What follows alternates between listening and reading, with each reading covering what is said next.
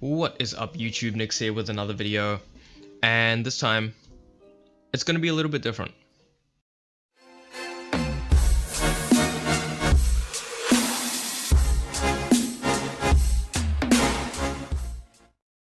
So in the past few days I watched a documentary on Final Fantasy XIV.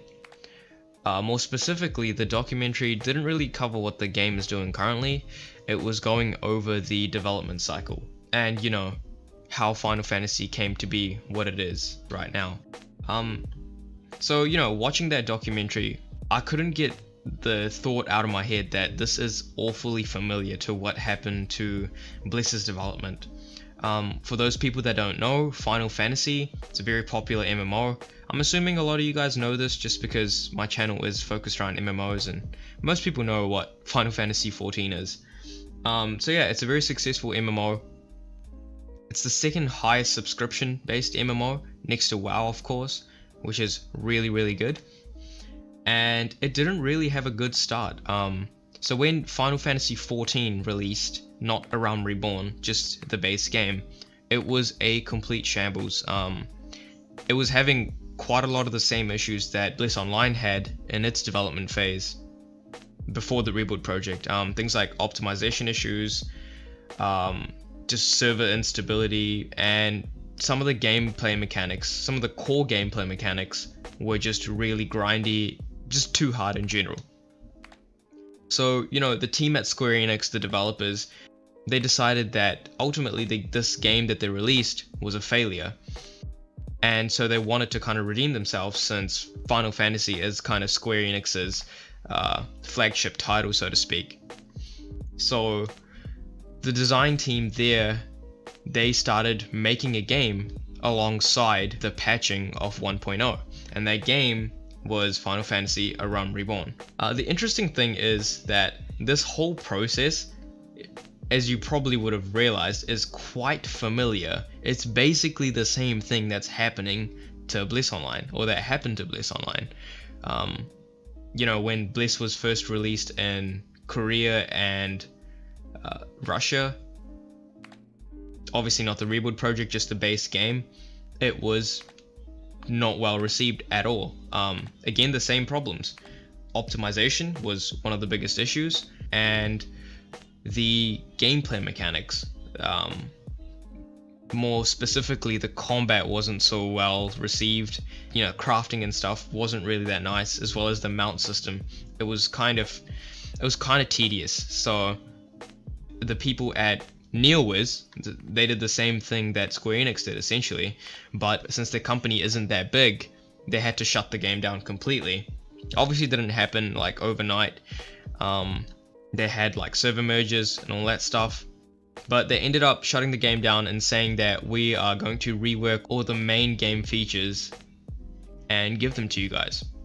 Community was disappointed. Like the people that played, obviously there was a dedicated fan base, kind of disappointed, but hey, they're trying to fix the game. Who's going to complain? The reason I'm bringing this up is it kind of gives me hope for Bliss Online and its future. Seeing how the Rebuild project is going, there have been significant changes that have been made to the game since they launched the Rebuild project. The combat is reworked. A lot of the combat's actually reworked. It's a completely different system to what it was before. The mounts have been reworked, which I'm really happy with, and cash shops obviously being changed up. I don't know if it was pay to win before, but it isn't now anyway. Generally, the crafting and everything else, from what I've seen, has been pretty damn well. They've changed the majority of the game features apart from the optimization, which hopefully they fixed before the release. So it gives me hope, because judging from how well Around Reborn did, I would like to hope that Bliss has the same kind of success that Final Fantasy did. But again, we don't know. The reason I say that this gives me hope is kind of because it's a really high stress scenario for the company. NeoWiz isn't like a very big company, and Bliss has kind of been their big title, and it's failed, right? And the same thing happened to Final Fantasy. Their big title essentially failed, and you can't just let that happen, or else your company kind of fades away. So them doing the Rebuild project and them self-publishing and splitting off from I think it was Area Games, is a very, very big step. And I think that because of the stress and because of all the tension that's being put on them, much like with Square Enix's team, it's kind of gonna lead them into, you know, listening to the player base and getting a game out that everyone enjoys.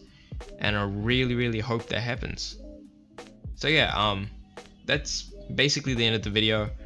I don't know why, I just wanted to let you guys know what I was thinking. It just kind of came into my head. So yeah, like if you liked the video, dislike if you didn't like it, leave a comment in the description telling me what you guys think about this, and subscribe for more content. I'll see you soon. Peace.